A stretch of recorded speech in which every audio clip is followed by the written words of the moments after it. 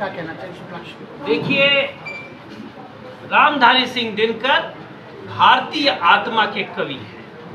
रामधारी सिंह दिनकर ने उस दौर में जब सामाजिक, आर्थिक, सांस्कृतिक, राजनीतिक और इसमें एक शब्द और जोड़ूंगा, लोकतांत्रिक विषमता सर्वोच्च थी, व्याप्त थी, तब उन्होंने समत्व की बात की।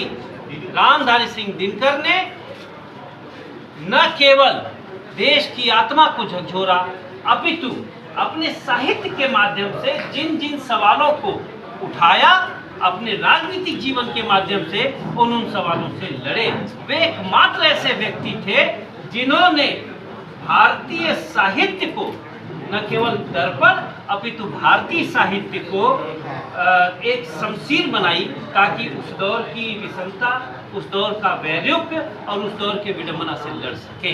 दिनकर का योगदान मुझे लगता है कि शब्देतर है, उनके योगदान को शब्दों में व्यक्त नहीं किया जा सकता।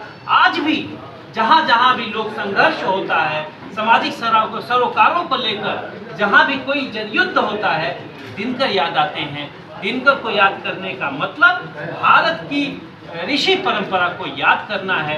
वे कवि ही नहीं थे, वे स्वतंत्रता संग्राम सेनानी थे, वे एक राजनीतिज्ञ थे। और अद्भुत दृश्य देखिए कि पंडित नेहरू द्वारा राज्यसभा में नामित होने के बावजूद भी जब उनको लगा कि तत्कालीन सरकार लोकतांत्रिक तकाजों से भटक रही है, तब उन्होंने लिखा, एक ही वीर रहा सीना तान है, लोहिया महान है।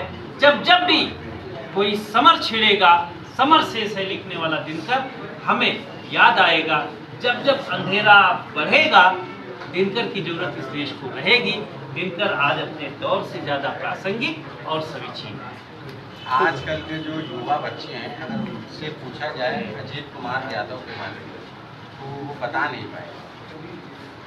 अजीत जी को भी सब जानते हैं और दिनकर जी को तो हर कोई जानता है। मोबाइल से अगर नुकसान है तो फायदे भी हैं। हम एक ही पक्ष क्यों देखें? स्याह पक्ष भी है तो दिनकर का भी पक्ष है। आप जिस तरह से सबका नाम ले रहे, जो स्वतंत्र सेनानी रहे सब, लेकिन आप तो याद करें, लेकिन कुछ ऐसे सब सारी राजनीतिक पार्टियों की अगर बात करें तो उनको चुनाव आता है तभी उनको याद आती है। आज हम लोग दिनकर की बात करें, जानते हैं वो दिलों में आग लगाएंगे, हम दिलों की आग बढ़ाएंगे, उन्हें अपने काम से काम है, हमें अपने काम से काम है। दिनकर को याद करना, चंद्रशेखर आजाद को याद करना, भगत सिंह को याद करना, तुलसी को याद करना सही मायने में असली राष्ट्रभक्ति है, असली राष्ट्र प्रेम है। ये सही है कि हम दिनकर नहीं बन सकते, हम जयप्रकाश नहीं बन सकते, हम भगत सिंह नहीं बन सकते, लेकिन हम उन्हें याद करके अपने नागरिक धर्म का पालन तो कर सकते हैं। मैं दिनकर के घर गया था।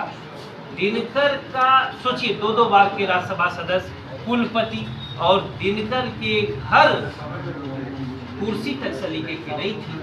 तो जिन कवियों ने, जिन लेखकों ने, जिन विचारकों ने, जिन नेताओं ने और जिन विभूतियों ने देश को सर्वस्व दान दिया है, देश का कर्तव्य कि उन्हें याद करें।